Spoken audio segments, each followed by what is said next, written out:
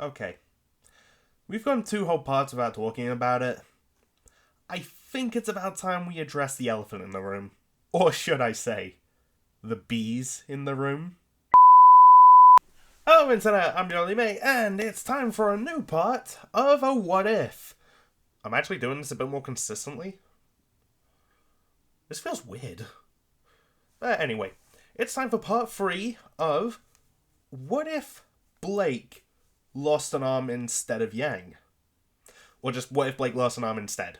Inspired by a combination of the idea of Blake just simply staying behind at the end of Volume 3, along with that particular shot from Blake's death battle with Mikasa Ackerman. Yes, I will continue to reference that constantly because I freaking love that episode so much. Now, of course, in this series, we've established Blake is staying at the Xiaolong house while being cared for by Yang, Tai, and a little bit from Zwei.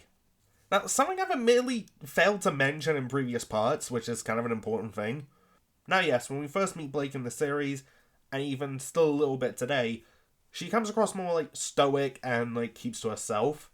But whenever we see her with Team RWBY, she's a little more, peppy and, outgoing. In fact, I first noticed it when they did that bonsai shout in Volume 1. Seriously, when you first met Blake in the second episode, did you really think she'd be doing that? However, in the DC Comics, we learned that back in the early days of Blake being in the White Fang, she was a lot more like that, and a bit more jokey. So, safe to say that her being around Team RWBY, especially Yang, would have that side of her come back out a lot more. And I imagine basically living with Yang and Tai, it might actually encourage that a lot more. That's admittedly something I didn't think about too much, but probably should have elaborated on a bit more, so that's my bad, I'm willing to say that. But anyway, in the last part, we celebrated Blake's birthday, and the White Fang showed up to try and ruin it. However, they were able to fight back, much like in the original. Everyone was arrested, and Ilya turned to the good side. And through those events, they learned that Adam is trying to kill Sienna Khan, take over the White Fang, and attack Haven Academy, where RWBY is going. But unexpectedly, Ilya had volunteered to go and find RWBY. So continuing from where we left off, Ilya has just volunteered to go and find RWBY at Haven, wanting to atone for everything that she's done to Blake, Yang, and, everyone there. And now, yes, much like in the original, Blake accepts her help. Now, I could see Yang being a little bit more hesitant, but if Sun was also able to just forgive Ilya and accept her help in the original, then I feel like Yang could too. I mean, even if not, then maybe some convincing from Blake. Later that evening, Ilya saves a photo of RWBY on her scroll, along with some images of Jean, Nora, Ren, and Crow, just in case. Along with some supplies, given the trip that she's gotta make. Now, Ilya and Blake say their goodbyes and promise to meet back up at Haven. But before Ilya leaves, she wants to speak to Yang. The two step outside, and Yang asks, why Ilya wants to talk just the two of them. You never answered my question. Blake, what is she to you? What do you mean? I mean, is she just a friend to you? Or is she something more than that? Yang starts blushing and stumbles over her words a little bit. Ilya smirks. That's all I needed. Listen, Yang, I spent a long time watching Blake fall for an awful person. Adam, right? She asks while clenching her fists. Yeah, I always hated the way she looked at him.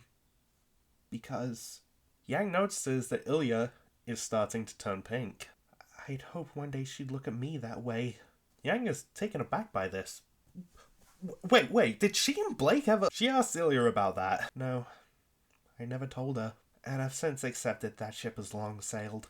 But I wanted to say, the way she used to look at him, I've noticed. It's the same way you look at her. And she you. But you could... And she... What? Yang, I've watched Blake fall for the wrong person before, but from the time I've spent with you and everything that Blake has said, I know you're different. Ilya, just promise me a couple of things before I go, okay? Yang nods. Promise me that you'll take care of Blake and tell her how you feel. Don't make the same mistake I did. Yang agrees and asks Ilya to promise her something in return. When you see Ruby, give her this for me. She pulls Ilya in for a traditional Yang hug, her left arm wrapped around Ilya's back, and her right hand gently resting at the back of Ilya's head. And Ilya promises to give Ruby that exact hug. The two say their goodbyes, and Ilya's off to Haven to look for Ruby. And of course, sometime later, Gir and Kali go back to Menagerie to enlist any help that they can for the upcoming Haven attack. Now, throughout the rest of the time skip between volumes 3 and 4, we do get Blake and Yang doing some training together. Not, hardcore, fight training or anything. I mean, Blake is still missing her arm after all. Just some basic exercises as a way to make sure that they're both ready. Also, I can see Blake writing back and forth to her parents in Menagerie, just checking in on how things are going, telling them that she's doing okay, that she's looking forward to seeing them again, and showing them her new arm. Well, once it gets there, of course. Now, during this time, does Yang keep her promise to Ilya and tell Blake how she feels? No. At least, not yet. I mean, given everything that is going on, Blake is still kind of recovering, and the fact that they've got to prepare for this, big attack on Haven, yeah, I think Yang would want to wait until maybe after Haven is saved before doing that. But there are plenty of things that don't help. One example being a particular night when Blake wakes up from one of her Adam nightmares, just reliving the fall of Beacon. Now Yang, much like always, is quick to be there by her side, comfort her, make sure she's good, all that traditional Yang stuff. But there might be an occasion where Blake has a request. Hey, Yang, can you stay with me tonight? Yang agrees and climbs into Blake's bed. Nothing's happening, calm down. She's just there to comfort Blake. However, while Blake is sleeping peacefully, you know those scenes in anime when a character is interacting with their crush and they're just having this internal freak out for the audience's benefit? I could totally see a scene like that happening. Just peacefully sleeping Blake, and right next to her is Yang, oh my god, oh my god, oh my god! It just makes me laugh, okay? Now, sure enough, the big day finally arrives. Ty comes back to the house with a delivery from Atlas. Blake, it's here! The box is placed in front of Blake, with Yang and Ty gathered around her. She opens it, and there's her arm. State-of-the-art Atlas tech, made just for her. A shiny metal left arm. She takes it out of the box and puts it on. Now, it takes a moment as Blake is trying to move a body part that she hasn't had for a while. But sure enough, she does it. Just moving the arm around, making a fist, flexing the fingers. She even starts to cry a little bit. And after some time, Yang asks if Blake is up for any real training, but Blake declines. Can I just have today? She just wants to go about her day, with her left arm back. Well, Yang, of course, totally understands this, and they just agree to train the next day. And Blake just goes about her daily routine, just reading a book, writing to her parents, telling her that the arm has arrived, basic exercises with Yang, and just doing some chores around the house, just getting used to it, and just learning what she can do with it. We get the next day. Blake and Yang are doing some serious training. Some hand-to-hand sparring, and along with some swordplay. Much like Ty in the original, Yang comments on how Blake's new arm packs a punch. And Blake talks about how natural it feels. So Blake, does it have any special functions? It's here where I ask people in the comments... You know what, even if I say it, everyone's going to make that joke. But there is a little something special that Blake does say it can do. Once Yang asks what, Blake replies with, "This." She holds the arm up, and the hand fires off. Still connected via an iron wire. It grabs Yang by the wrist, yanks her towards Blake, and she's dragged across the ground on her back. Before Yang can even comprehend what's just happened, she's met with the sight of Blake smiling, just inches away from her face, looking down at her, and her fist at the ready. Yang was not expecting that. She's taken aback by this surprise, and albeit a little flustered with how close they are.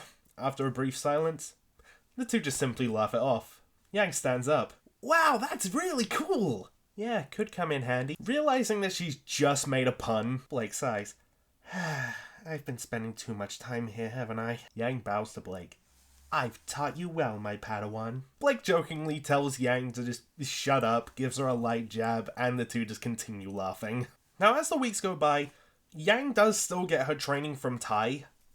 I mean, because they are training together, and Tai does bring up how he watched their tournament fights. So, Yang's still gonna get that combat training. However, I could see Blake getting some training from Tai too.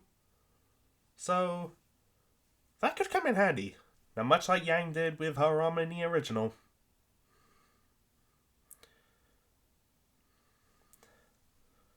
Blake paints her arm, although she paints it purple. Much like this image that AG Nonsuch made. Now that was a very adorable surprise bonus to the little fan comic that I had commissioned. Thanks, AG! Seriously, if you haven't checked out like her art or fan comics, go and look up AG Nonsuch on Twitter. They're fantastic. And with all that done, it's time for Blake and Yang to leave. Yang dusts off Bumblebee, and much like in the original, Tai comes to see them off. We get a similar reaction that we got between Yang and Tai in the original, like the whole looking for Raven and Ruby, that sort of thing. So I won't go over that, like, too much. And before they leave, Blake wants to talk to Tai and just thank him for everything. But taking her in, giving her a safe place to stay while she recovers, treating her like a part of the family, standing by her side against the White Fang, arranging for her arm to be delivered, and so much more. She hugs him, and he hugs back, saying, "You're always welcome here, Blake." The two hop on Bumblebee and set off. Yang asks Blake, "So, you ready to meet my mom?" And that's where we're going to leave things for right now. Now, okay, yeah, I know this is a bit of a shorter part, but honestly, with how long the last one turned out and how exhausting I found that, I figured, you know what, make this a little bit shorter. But yeah, let me know what you guys think. Like, did you like this part? How do you feel about Ilya going off to find RWBY? What do you think could come from that? But anyway, I hope you enjoyed this part. Thank you for watching. And as always with this story, here's my Blake outro. Bye. This is Blake Belladonna with Your Only Mate saying like, subscribe, and thanks for watching.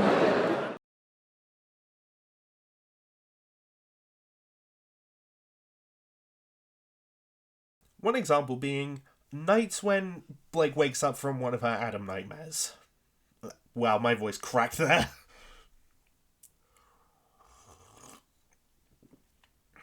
It's like the volume on my throat just went to zero, like... Oh, like my brain suddenly hit the mute button on my speech. I wonder if I should release bloopers.